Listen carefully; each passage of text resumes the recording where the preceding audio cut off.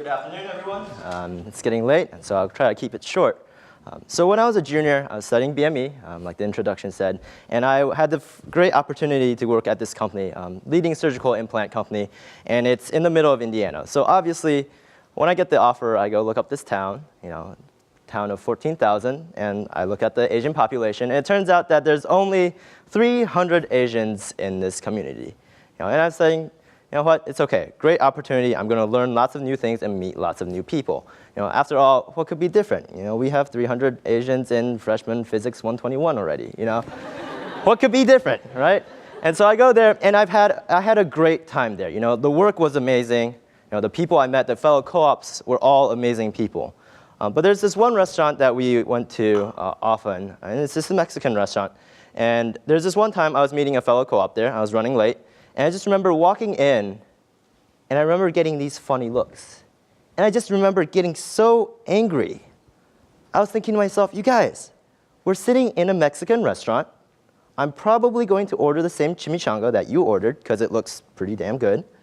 And you're still giving me funny looks, right? And I remember sitting down, and I sat down with my friend, and Caucasian female engineer, and I told her this story, and I was like, oh, I got those looks again. And she's like, haha, it's kind of funny. Not funny, but funny. And I'm thinking to myself, how do I respond to this? And you can't. So I laugh it off, we laugh it off, and we just move the discussion on. When I was thinking about what to speak about for this speech tonight, the status of STEM and the roles of underrepresented minorities. Underrepresented minorities bring diversity to STEM, right? Diversity comes in various forms. It's our orientation, it's our cultures, it's our language, it's a variety of things. But what we can use from our diversity is not that we have these different traits or different qualities, but that we're able to use these to solve problems, because that's what STEM is about, solving problems, right? It's when we come to the table, we have a fresh angle that nobody else can think of. But the issue with diversity, and particularly this word, is that we're jaded by the word diversity. Too often, diversity is just a buzzword, right? It's just a checkbox. It's just a government regulation. It's just a PR phrase. We're happy when colleges say, we have this kind of enrollment rates. We're happy when companies say, oh, we have employees hailing from 51 different countries. But does it really mean that institution embraces diversity? Does it mean that embraces the differences that we all have? Because when we talk about diversity, we also must talk about discrimination. They're two sides of the same coin. Discrimination comes in various forms. Discrimination, and why my title is my speech is titled "Two Jobs." It's when you sign that contract, the contract that says you can build a robot, or you will write a program, or you will do research. It's not saying that you will just do these things, but that you also implicitly sign a second contract that says, I will put effort towards fighting discrimination and pretend everything is all right. What does the second job look like? What do these burdens look like? It's the burden of my friend telling me how uncomfortable she is at work because her boss is obsessed with playing with her hair.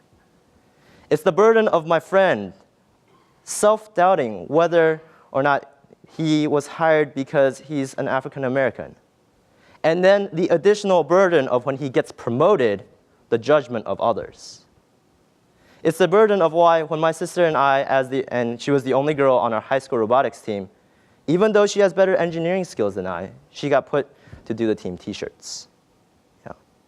So what can we do to fight this burden? How can we lighten the load? I truly believe that at some point in time, all of us have held this second job, have signed this implicit contract. And this, after all, this is discrimination. This is a big field. There's no magic wand to wave. There's no magic solution, no one size fits all. There's no Title 10 that is going to get rid of discrimination. But what we must do is acknowledge that not only do we have differences, but acknowledge that we hand each other these implicit contracts as well. After only realizing that our actions matter, can we begin to start crossing off the clauses on these contracts.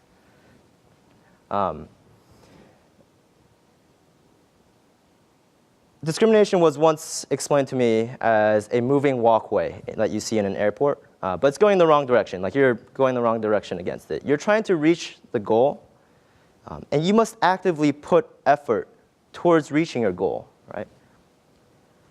I truly believe none of us are, instigators of acts of discrimination, and I would hope you aren't. But if you are merely a bystander to an act of discrimination, you're standing still on that walkway. You're moving backwards. Right? It's not enough to say that I don't discriminate, we don't discriminate, this company does not discriminate. It's only enough when we say, I'm against discrimination. We're against discrimination. Right? And so if I could turn back time, if I could go back to good old Indiana, and if I could walk through that restaurant, get those funny looks, sit down with my friend again, and when she says, haha, it's kind of funny, but it's not that funny, I wish I could have said to her, yes, it's unfortunate that I have these burdens that I struggle with, but it's no less fortunate than the burdens that you struggle with as well, particularly as a woman engineer. What can I learn, and what can I change to help you? Thank you.